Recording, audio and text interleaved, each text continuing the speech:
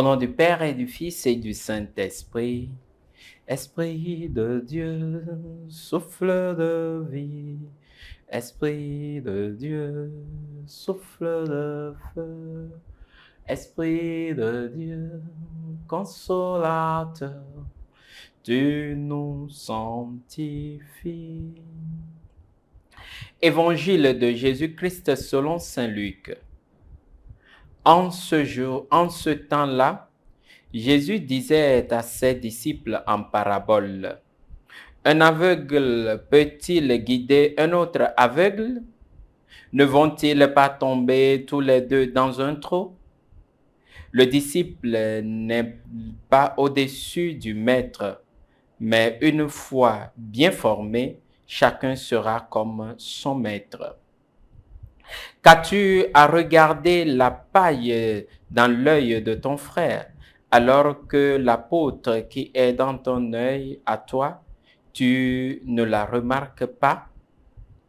Comment peux-tu dire à ton frère, « Frère, laisse-moi enlever la paille qui est dans ton œil », alors que toi-même ne vois pas l'apôtre qui est dans le tien?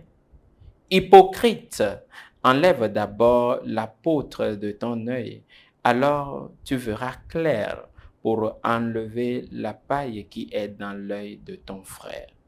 Acclamons la parole de Dieu. Louange à toi, Seigneur Jésus. Bien, chers frères et sœurs, nous sommes aujourd'hui au vendredi 9 septembre, vendredi de la 23e semaine de l'année liturgique C. Dans l'évangile, dans la péricope de l'évangile de ce jour, le Seigneur nous donne une leçon de vie. Il nous est très facile de trouver la faute dans le comportement, dans la manière de nos frères et sœurs. Il est très facile de remarquer des erreurs qui jonchent la vie des autres. Et on ne prend pas le temps de nous observer. On ne prend pas le temps de voir comment nous posons tel ou tel acte. Le Seigneur, notre Dieu, lui, il ne fait pas de la sorte. Il prend le temps de compatir, de nous regarder de l'intérieur, de nous accompagner afin que nous puissions nous convertir.